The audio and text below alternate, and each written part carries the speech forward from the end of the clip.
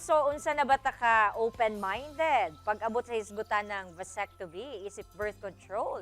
Paunsa kaha kini nakatabang alangat to sa mga magtiayon. Kana nga mga pangutana tubagon mismo sa magtiayon nga sila Aleka Aye ug Felix Torion Jr. Good morning sa inyo duha ug welcome sa At Home with GMA Regional TV. Kumusta man mo? Okay lang po. Good morning, ma'am. Okay lang po, ma'am. Alright, ma'am, giunsa ba pasabot sa inyo sa doctor ang whole procedure and how did you convince your husband nga mag-undergo niini? Actually, ma'am, wala jud koy doctors nga na istorya about vasectomy. Makita lang nako sa post ako mga friends nga ilang husband daw nagpa-vasectomy. So murag nakuan ko na murag ganahan ko sa ilahang way sa pag birth control kay ang lalaki ang nag-adjust. So mo to nag-research ko about vasectomy niya. Na hibalan ako nga mas good siya unlike sa kami nga mga babae ang mag-contraceptives. Dihang inyuhang nasayran nga dunay birth control procedure sama sa vasectomy, nisugot ba dayon si Mister nga mopailaw niini, ma'am? Gi-convince na ko siya always. Pero minti dyan ako siya gina-convince pero dili siya mo sugot. Kay basin daw na mga side effects sa lalaki, ana. Pero ning sugot lang po siya kadugayan. Alright, ma'am, giunsa ba pasabot sa inyo sa doctor ang whole procedure and how did you convince your husband nga mag-undergo niini? Actually, ma'am, wala gid siya ning sugot dayon kay daghan ko siya madungog ng mga hearsays about vasectomy nga basin nga mga side effects ana sa ilaha ng lalaki. Kanya ano po siya kaning biker po siya ba? Active po siya sa cycling mo nang isamot gyud dito ang kuan nga murag ba naman siguro kay paglao man ni vasectomy siya di naman siguro ni sugot. So mo to kadugayan akong hangyo sa iya ha. Sugot na gud. Sir, dihang gi-kumbinsi na ka ni Mrs. nga magpa-vasectomy, unsay reaksyon o gisulti nimo sa iyaha? Katong una niyang reaction, ma'am, una na akong reaction pag convince niya sa ko nga magpa-vasectomy. Wa ko ni sugot kay una nga akong kuan nasa akong una kanang naga-biking magto-cycling ba niya.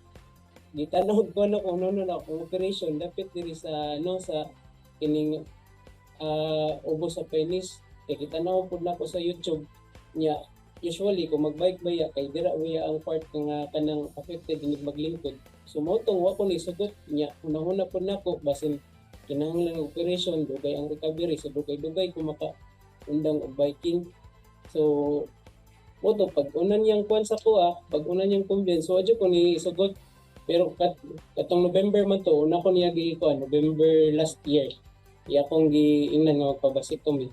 Pero katong karon na tong nagpa-vasectomy nako katong July nisugot nako kay ako pong nahuna lagi nga kanang yang sacrifices pud ba sa kining pagpakuan niya pag kining birth control niya sa una nga magpa-implant magkuan kining gamit og lain pa nga birth control. So nakauna ko nga siguro sa ako ana pud nga part karon kay sa iya pagpanganak baya niya di pud baya labi mang pain nga ilang ma-feel. Ma'am and sir, after nagpa-vasectomy si Mister, doon na ba'y nabag-o sa inyong relasyon? Isip mag-asawa? Para sa ako akong na-realize nga okay ra gyud ay magpa-vasectomy nga kining dili day siya ang ako mga expectation sa una painful dugay makuan dugay maayo pero with the help sa mga doctor sa ilang mga advices na usab ang akong kuan naka-realize ko nga okay gid ang magpa-vasectomy basta kay kamo couple kanang decided na gid mo nga mao na inyong gamiton. Mga kapuso, aron masayod kita kung unsa gyud ning vasectomy atong nga pangutanon ang usa ka expert labot niini. So, vasectomy is a program under a permanent method on a family planning. So, unsa may pasabot ato, isa kini sa mga method sa family planning nga nagaop og permanent or kanang limiting na sa atong mga anak. So dili ni katong mudugang papuhon. So kani siya nga method, counterpart ni siya sa ligation nga babae gina-perform. So vasectomy is a program under a permanent method on a family planning. So unsa may pasabot ato, isa kini sa mga method sa family planning nga nagaop og permanent or kanang limiting na sa atong mga anak. So dili na sila modugang.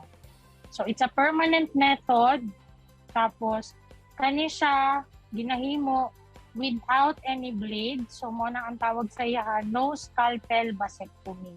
Kay dili man ni hiwaon. Buwan lang ni siya. It's a small puncture. So nalang sila itusokon and then mo na to'y magsilbing nga opening para sa procedure. Alright, daghang salamat sa atong mga bisita this morning sa Spotlight.